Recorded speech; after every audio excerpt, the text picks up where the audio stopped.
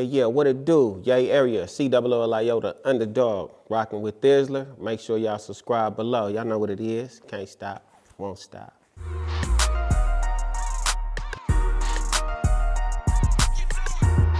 California Livin is actually, and shout out to Ken Harris. That's how the record came about, because me and Dre, we was in the hood, and I was like, I'm finna go to the studio. And Dre was like, oh yeah, I'm coming with you. Asked my homeboy EB, he dropped us off. This is in Rancho. And EB dropped us off. And so we get to Ken Lee's studio, and the flashlight sample, the flashlight beat, boom, boom, boom, boom, boom, boom, boom, boom, boom. So we messing with that, and Dre was like, that's hard. But it's one specific part that I liked in the loop, because it had the and that's the part of the sample. You feel me? And so Ken looped it for us. He just loop it. And so I started writing to it, and Dre said, I'm finna write my verse too. And so we wrote to the song. This before, we didn't know it was gonna be California Livin and that, and the sample, we wanted the sample, and we was trying to do a little demo to get me a song done. Excuse me. And so we started writing it, and then once I did my little verse, then Dre came with his verse, and that's what the original version, that's why it's only 2 verses. You feel me? Because it was just like a little demo that we was doing, something we was just trying to put out. I just wanted a song out, like, because Dre had his little deal, and you feel me? Like, I need a song out. And so once Ken Lee did the loop for us, he did we added the little and had the sample. We had to call a cab. So we finished the song, and we called a cab back to Simonton Street, to Kilo House, and had to tape the cassette. And Dre was like, man, Cuddy Cooley just came on this, like, this is hard, and put it in the thing, and they heard it. This the hit, this is, you know, took it to Kyrie, because Dre had his deal with Kyrie, with Strictly Business. And Kyrie heard it, and he just, yeah, that's a hit. He said, but one thing, we gotta change it because we get sued. He's like, the sample clearance, all this and that. He's like, but we can remake it. We could put the funk on it, we can do this and that. And so the Mac was there. Ray Love, the Mac, rest in peace. Ray Love, DJ Cease, rest in peace, was there. And we in Kyrie room, and the mic room was his bathroom right here. And we redid it. So we went and did our vocals, but then the Mac was, because we had no hook yet, still. There was no hook still. It was just the song. We was trying to think what the hook. And so the Mac was like, California living. Like in the corner, like California. And Kyrie heard, he just, that's the hook. That's the fucking hook. That's the fucking, go on there and do the fucking hook right now. You know what I mean? So the Mac went in there, put the headphones on, did the hook. So now at this point, we having fun. If you go listen to the original verse, go listen to well, not the original version, because not the 4-track version. Go listen to the first version that's on Dre's first project, the California Livin project. Go listen to it. You'll hear the excitement. You'll hear the energy from the planet. Because even I'm on the little thing. Dre coming, touching, putting his little sounds in it. The Mac even, you feel me? Everybody adding their little spice to that original copy. So we like, oh, this is the one. So Kyrie like, this gonna be your next single. Like, Dre, this gonna be your next single. So he sat us down, like, was supposed to do a deal with Jive, with Neil Portnow from Jive. Like, Jive, we're gonna do the deal with Jive. And this the first single. He was like, Coolio, what's gonna happen is Dre gonna get on, then we gonna come sign you. And so we juiced, like, oh, nigga, okay. But I'm a little teenage kid, like a little youngster, like, to the music business, I'm like this. Okay. Oh, okay. You know, like, it's on, you know, because I'm thinking millions. And back then, I used to think anybody that had a rap deal was a millionaire. For real, you feel me? Like, oh, you got a deal? Oh, nigga, it's on. We about to eat. You know what I mean? So I'm sitting there like, yep, let's go.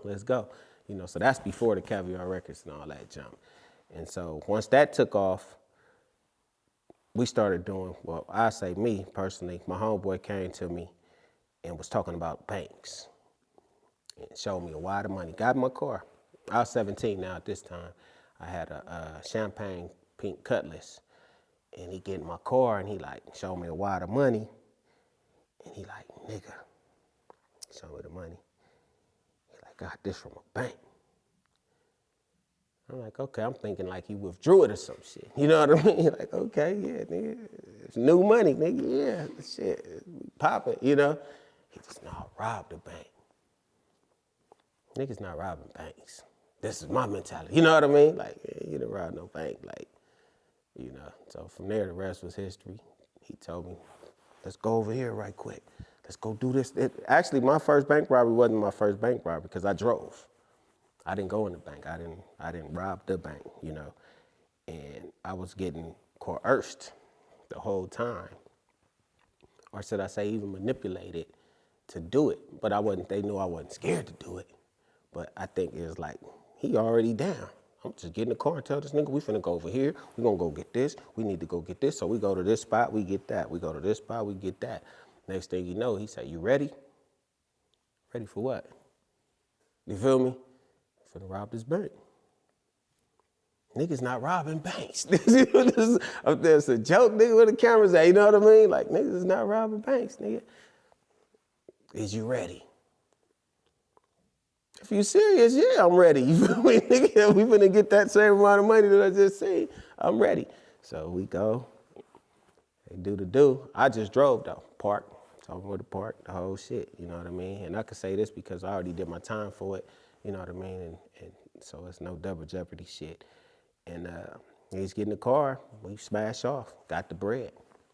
So the rest is history. You know what I mean? So, like, I'm literally the first person in the romp. And my homies, one of my homies here from the romp, I'm the first person. I ain't gonna say I'm the first person in Vallejo or that region to rob a bank. I'm the first person in romp to rob a bank. The Romper Room crew of our tight-knit circle, I'm the first person in that crew to participate in the bank robbery. Because when I came back from doing it, I told my homies. Then I went and did another one. Because now it's adrenaline rush. Oh shit, I'm 17. I had a little sack of dope that I was trying to push. I fronted that out to the homies. How much you need? Just bring me back this. You feel me? Hit me anytime you get the money. You know what I mean? Like, you pay me later. I'm about to go get this 40, 50 grand right quick. You feel me? So now I'm juiced for this label. I'm about to go, what you about to do? I'm about to go start my company. So they tell me how to get the company. So I go to City Hall, to the actual City Hall in the city of Vallejo, not City Hall Records, and to the business license division. So I'm like, yeah, I want to start my company. I want to, you know, she's like, oh, you're going to have to do this and fill out this. So I'm doing all the stuff, like, oh, I'm following the proper channels. So the lady looked, she started laughing. She just, she says, you're only 17. She says, you have to have your parents or, you know, somebody to come conduct this, to start this business. She was like, that was cute though. Like, you serious? You want to start a company? Yeah, I thought I could start. I got the money. I'm trying to start a label. Let's go. And so she was like, no, you got to be 18. So my 18th birthday, on my 18th birthday, I'm coming back.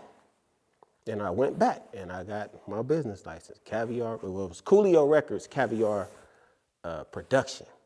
But the Coolio Records changed from when I went to the pen and the other Coolio came out. So I just said, well, I'm gonna keep the Cavvy-R because Cavvy-R was in reference to two of my partners, one named Cavvy, one named Rock. And that's why I had the Coolio. So it's Coolio, Cavvy, and Rottweiler. It was gonna be us three. So I incorporated all three names. So the Cavvy, the Rock, and Coolio. So it was Coolio Records, Cavvy-R Productions. I went and got hats for everybody, sold out. Had the Coolio Records hats with the 2 eyes. Remember the Coolio Records hats? Sold the hood up. Everybody, like, this nigga got Coolio Records, nigga. 18, popping. You feel me? So I started working on my first cassette called Jackin'. I was raised in Watts. My life was a gang fight. Me, June Bate, Q, and Nate used to hang tight, you feel me? Like spitting. Did the whole Jack, so they like, oh shit, this nigga don't started his shit. So now it's a whole new way. But at the same time, we still got Kyrie, the Strictly Business, working with us. You feel me? Dre about to start working on, What's Really Going On. But that's where the California Livin remix came in at. So that's the third verse. When we put the boom, boom, boom, boom, boom, boom, boom, boom, and then the Mac got killed. And the Mac was, when I finished my Jackin' tape, the Mac was still alive. He got killed in June of '91. And so I took a whole big old picture. They had just built a new park in the Crest, so I took a picture with everybody. And it's crazy because he was supposed to come to that picture and everything. And so I dedicated that album to the Mac. So if you go look at the credits of the old Jack and cassette, it was only on cassette. I only did 2,000 copies. And I didn't see no money from that till I got out, because I went to jail when I put it out. But it sold while I was in jail. So even when I came home, and we went to, and I'm gonna fast forward to that. So I got out August 5th, Dre got out August 2nd. And so when we came home, I got out Monday, Dre got out Friday. They had this big old party for Dre on August 4th, on Sunday. They was like, man, the party was popping. Everybody was here, Warren G, everybody, nigga, like. So Dre always tell me I was a day late. And that's what he used to say about his birthday, because he was born July 5th.